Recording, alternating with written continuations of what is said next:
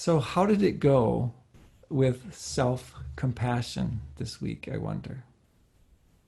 Did you find yourself thinking of self-compassion, calling it forth, or remembering but really not thinking about it, or choosing to not focus on self-compassion for any number of reasons?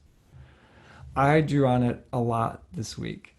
Maybe it's true every week, but and with the seed planted, I think there were so many times this week when I felt myself feeling that urge to want to contract a little bit. And so I'd remind myself to pause if I could and try to release and open a little bit instead of contract. That reminder that I desire peace and ease and lack of suffering. I desire wellness was helpful this week, and it actually helped me be present to other people. And that's the point of working on self-compassion for ourselves. It ultimately helps us reach out. So I'm curious if self-compassion spoke to you this week. As I named last week, it's also one of the more difficult places for people to start. So today will be a little bit easier, I expect, for many of us as we move one ring outward. And today's not so much about the theory as the practice. We're going to speak to the art of compassion, which is actually the doing. And as I've been thinking about this, I've been thinking about all the hours of piano practicing I've done, or think of any of those things that take some time to build some skills. Learning to skateboard, ride a bike, play basketball, dance, draw. Those things that take repetition. Learning a new language. I've thought of this often, especially with piano playing and learning a new language, that there were times when I was practicing scales, for example, on the piano, or how to say, "My name is Kevin" in German, or "Glad to meet you." And after a while, it starts to feel very tedious, right? That repetition of doing those scales or saying, "Ich heiße Kevin," until one day you're playing a piece of music and that scale is in there. And without having to think about it, there it is at the ready. In all those hours of practice, it just happens. It just flows. Or you meet somebody who speaks German and it's, "Ich heiße Kevin," angenehm.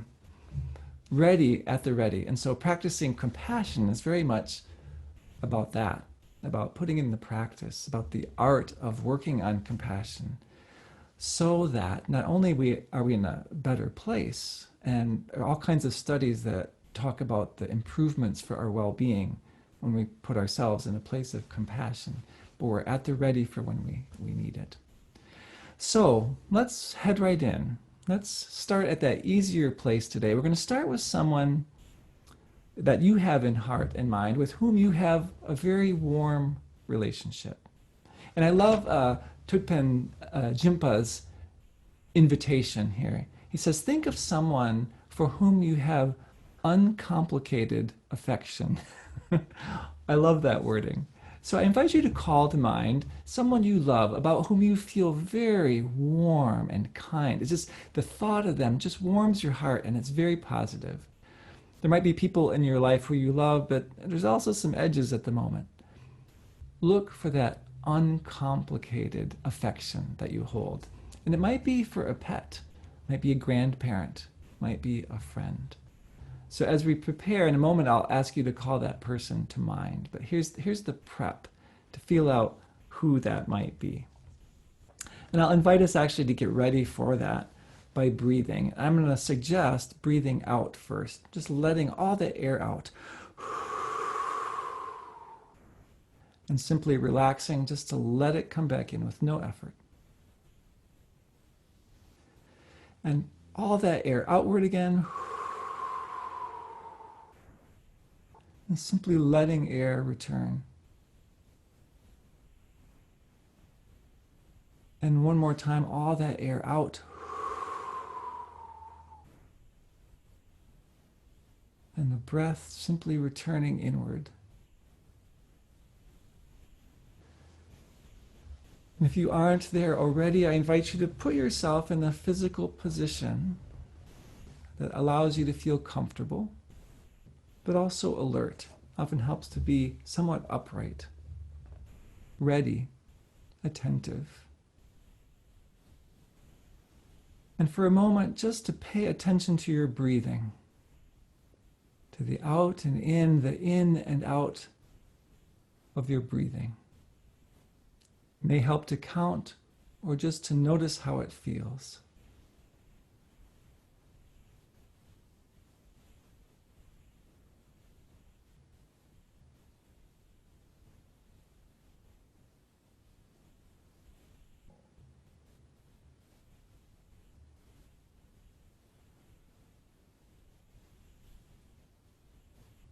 I invite you to take a breath down into your abdomen like you're filling a jar at the sink. It's going to fill from the bottom. Breathe deep down in. Let the air come in down deep into your abdomen and let it fill from the bottom.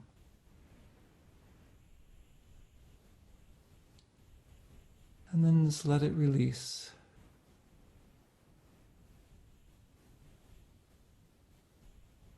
And again, filling as if a jar of water.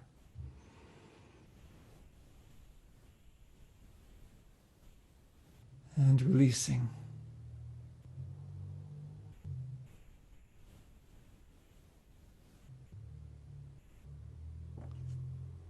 And from that quiet place, I invite you to bring to your imagination, your memory, your heart, your mind, that being for whom you have rich, warm, uncomplicated affection. If you can, picture them in your mind's eye, or remember what it feels like to be with that person.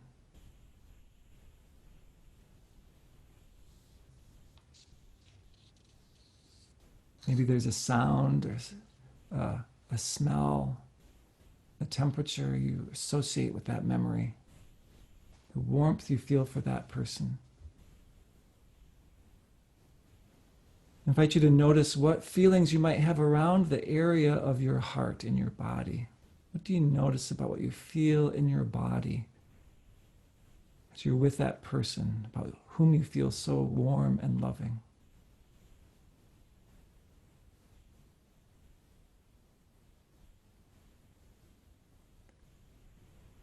And I invite you to repeat silently to this being,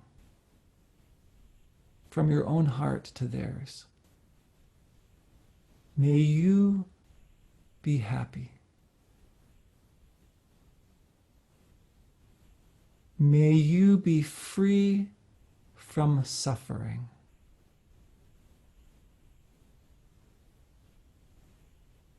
May you be healthy.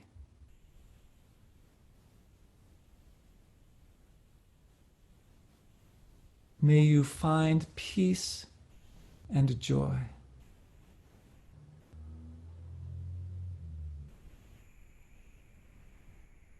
May you be happy.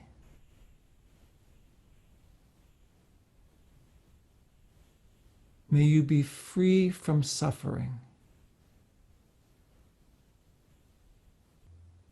May you be healthy.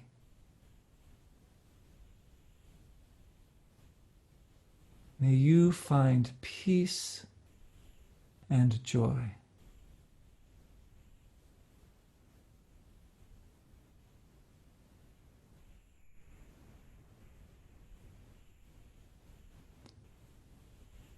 I invite you to breathe out, to imagine as you breathe out a warm light that emerges from the center of your heart and reaches out, carrying all those feelings of love and care and connection that you have to actually touch that other person or being,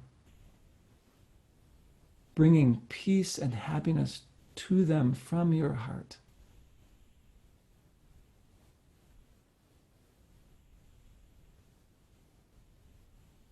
And then know your own joy, your own rejoicing in that thought of their peace, their happiness, their ease, their joy.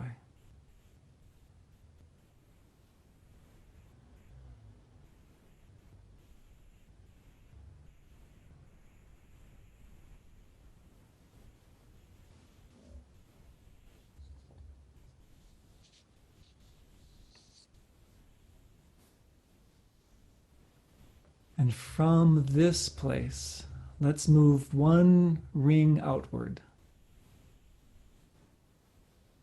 Still breathing, filling up that jar from the bottom.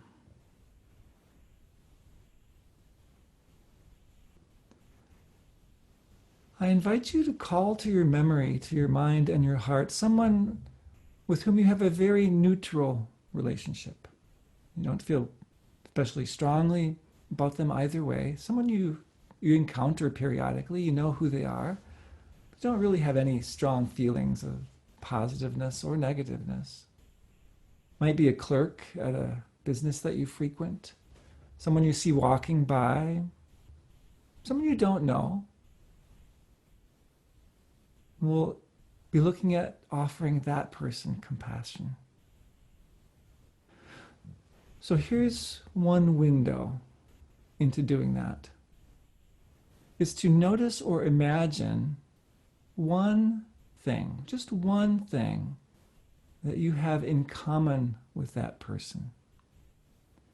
If you know nothing about them, it may simply be that you can expect that they want to be happy in their life, that they want to be free from suffering, something you share in common.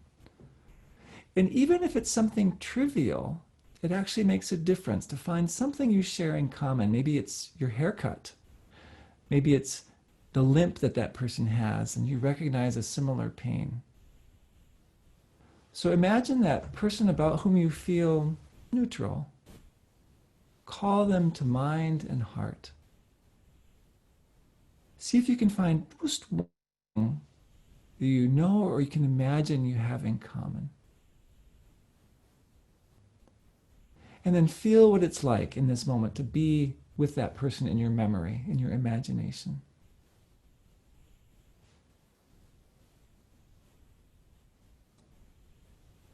And to them, from your heart to theirs, I invite you to repeat in silence.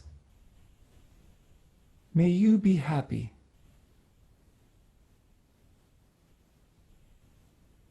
May you be free from suffering. May you be healthy. May you find peace and joy.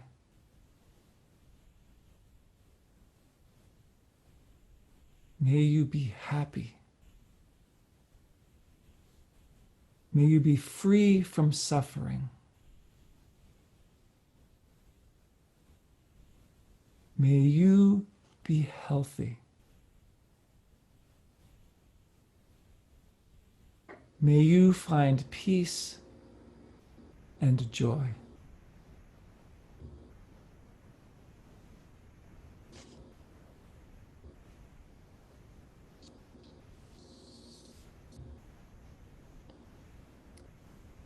And if you can and it serves you, I invite you to, as you breathe out, imagine a warm light that emerges from your heart, the center of your heart, that carries your feelings of love and connection and reaches out toward that person, bringing peace and happiness with it to touch that person who you hardly know.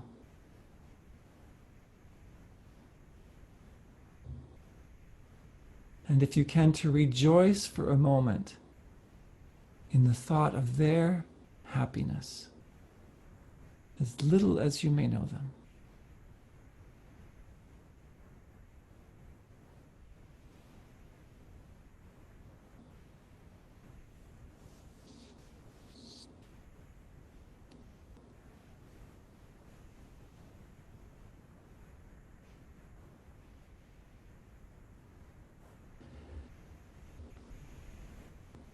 And from that place, one more step today, one more ring outward, we move.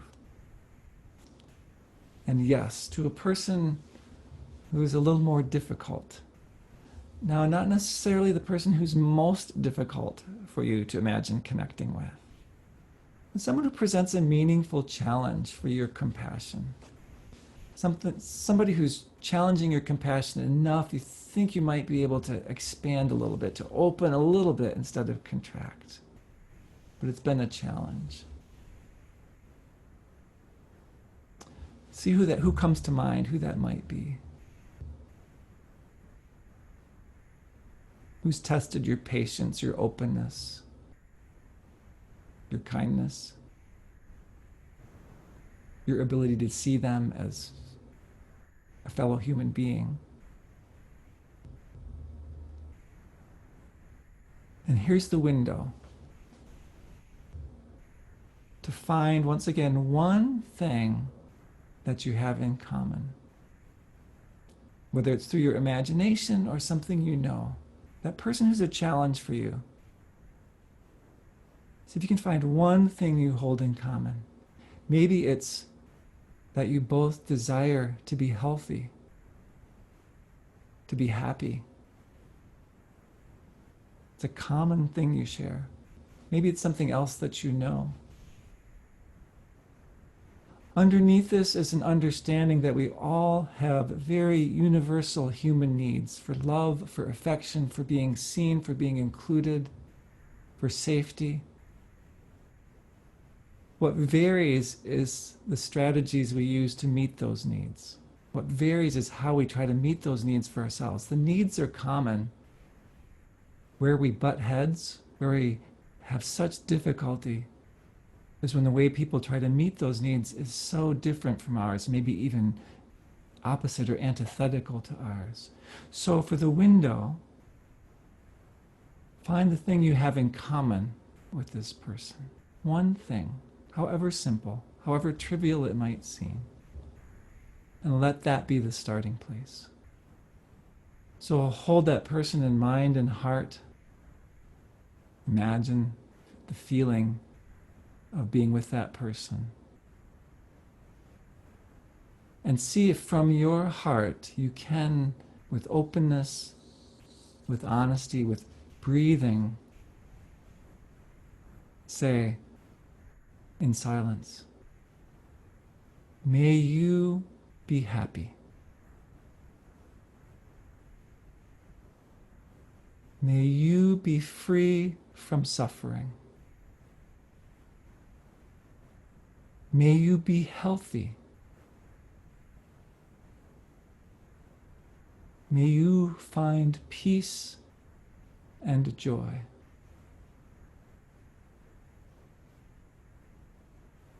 May you be happy.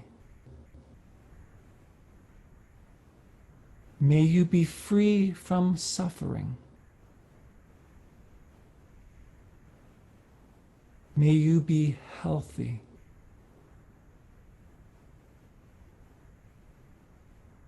May you find peace and joy.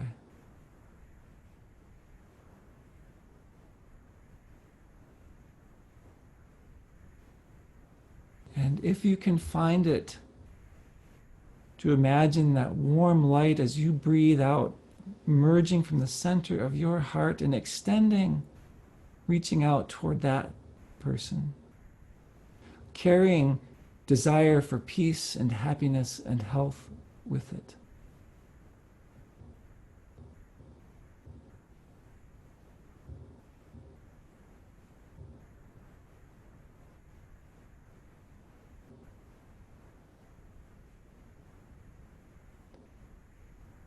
Remembering to breathe.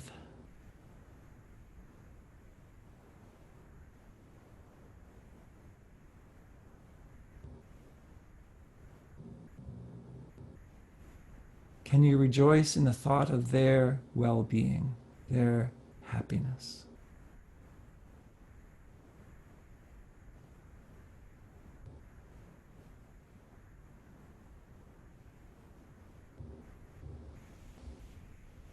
This is a piece of the practice.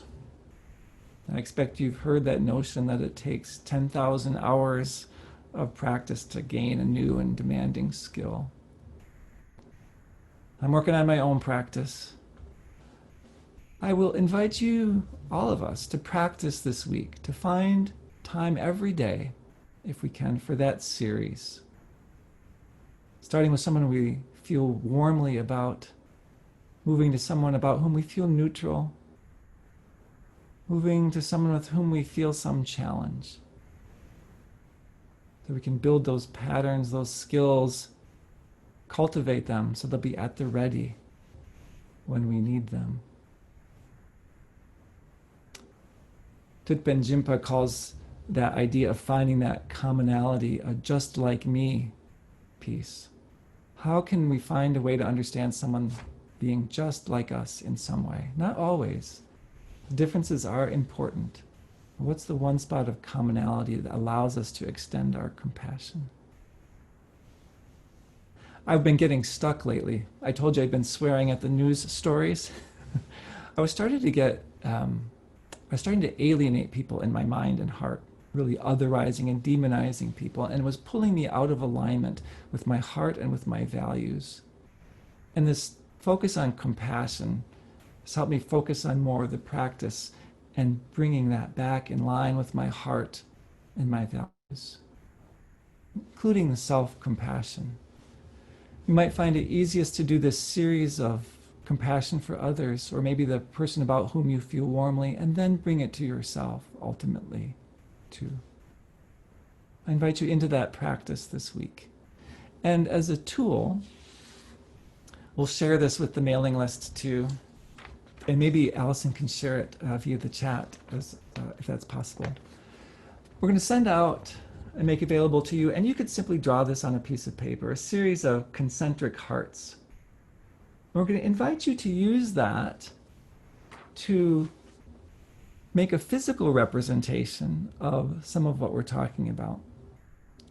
I'll share my screen to help show you what I mean.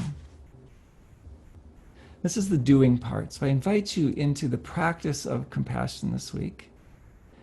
And in that center heart, to represent somehow your journey with self-compassion, whether you're struggling with it, ignoring it, diving into it, finding nuances of it.